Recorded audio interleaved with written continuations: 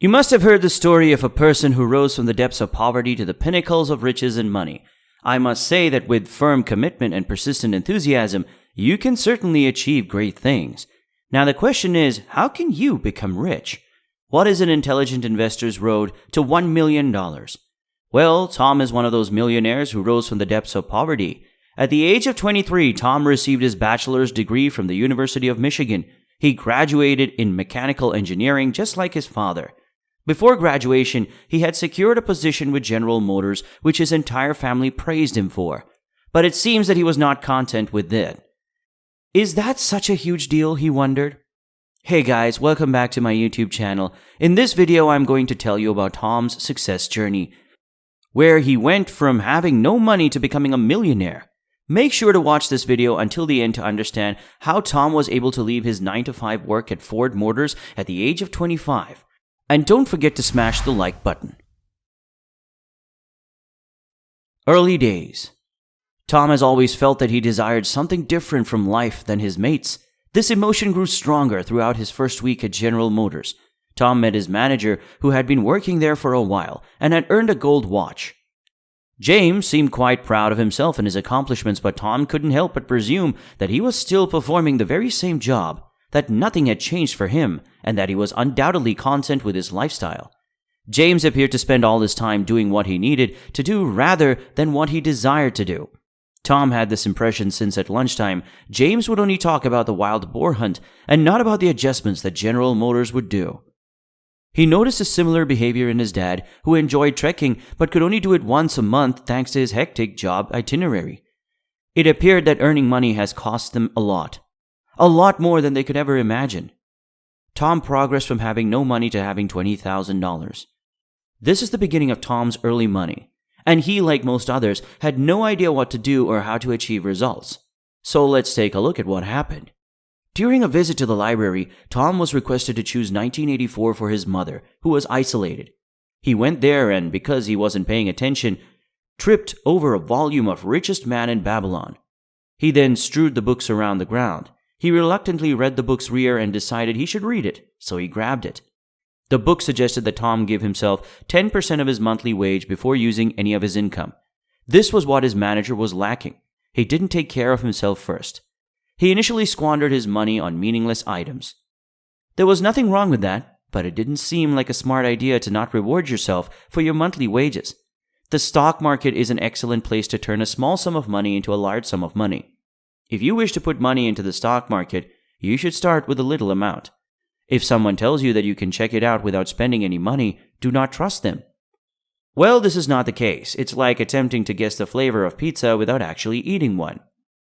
You must try pizza to know its flavor. It's as simple as that. He proceeded on to read Rich Dad, Poor Dad after finishing The Richest Man in Babylon. He found that his savings may be turned into wealth. He began researching online recommendations on how to invest money successfully, despite having no prior trading background. It began off well for him, and he saw benefits quickly.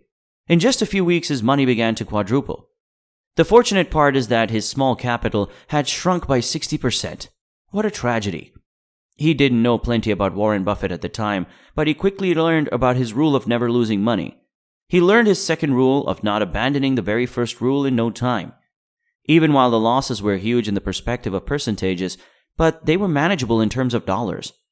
Within 2 months, he covered his losses with his paycheck. But he eventually accepted that all his money grew.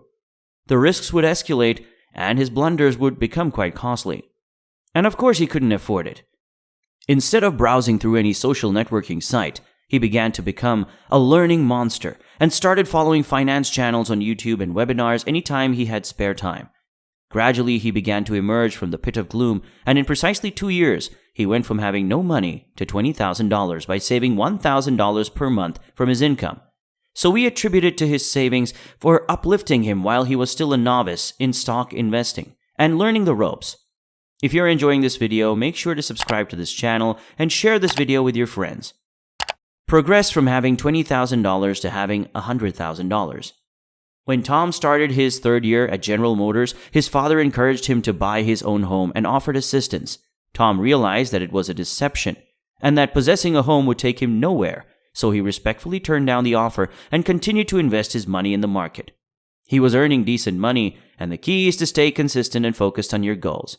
He could buy a luxury car or a massive house, but he refused to be distracted by these luxuries.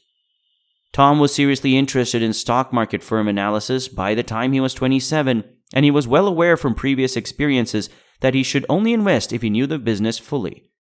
He didn't try to make clever financial decisions. Then his friend Steven came up to him and told him about an incredible investment offer, an offer to put 500% into the business intelligently. Steven mocked him, thinking he was a fool. He was not, however, too dumb for others. He simply did a few acts that others couldn't comprehend.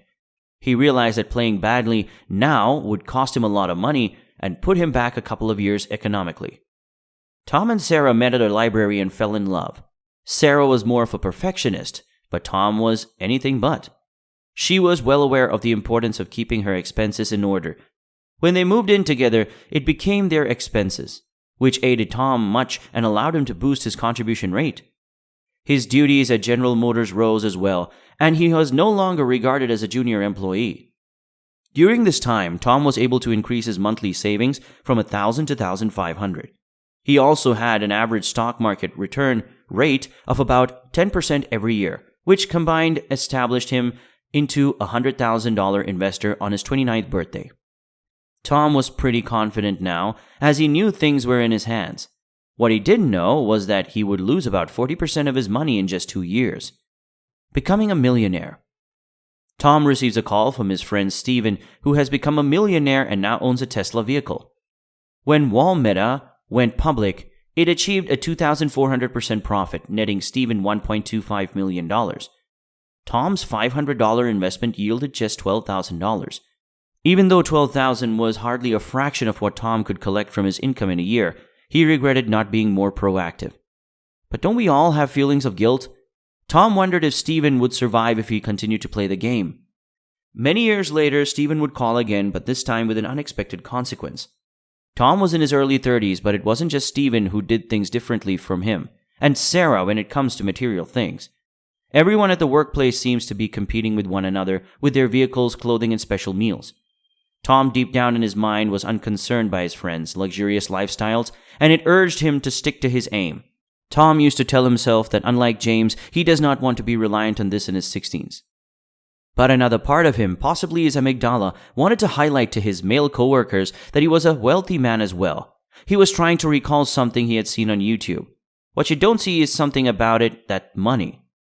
Tom would be helped unpredictably by an unforeseen situation. The stock prices fell just as he was about to turn 31.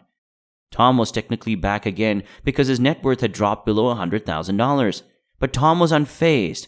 He already mentally prepared himself for that. He knew to just keep on trying and trying. Tom understood that this was not the moment to squander, but rather to invest in excellent businesses that doomsayers couldn't get off of fast enough. While he generally made around 8% per year in the markets, he profited 30% and 45% in the 2 years following the accident. When Tom reached 33, a lot of things happened at once. With relatively typical stock market returns of roughly 10%, his investment was now generating more to his assets every year than his wage. His daughter had just turned 2, and Tom and Sarah agreed that children should be raised in a home that they shared. So they chose to buy one. He and Sarah divided the $60,000 down payment because they were now wedded. Tom's multiplying machine suffered a $30,000 hiccup. And to be honest, Tom thought he had stretched the choice as far as he could at this juncture. Tom transferred from General Motors to Ford Motors when he turned 35 because he was promised a 20% higher pay for the same hours of work. Despite his greater salary, his stock returns outperformed his salary in some months throughout this period. Other months he may be down $20,000, which might be discouraging. Tom chose to stick to his approach, and he also made another counterintuitive move. Although many of his Ford co-workers upped their working hours, he spent those hours trying to outsmart the stock market, and it was profitable. Tom was gradually but persistently establishing himself as a year-over-year market beater. An annual overachievement of 4% meant he had $25,000 more in his wallet than the retail investor had an equal amount of capital. Tom began to consider his bare enthusiasm for photography near the end of the stage. He started a tiny wedding photography business. A tiny additional income would undoubtedly make quitting his work considerably easier when the time came. By his 44th birthday, Tom had amassed $1 million and had quit his job and lived off his assets. And over half of that amount came from stock market gains, and his investment enabled him to get there 14 years sooner than his income would have allowed. Tom felt certain that his stock market returns would pay him annual costs with this amount of money. Tom is now spending a lot of time doing things that make him comfortable, such as stock market investing, hiking, attempting to improve his photography skills, and most of all, enjoying time with family and friends. That's all for today's video. Thanks for watching it. Don't forget to share your thoughts with us in the comments section below. And while you're here, click on any of the other 2 videos appearing on your screen right now, and I will take you there. Take care and stay tuned.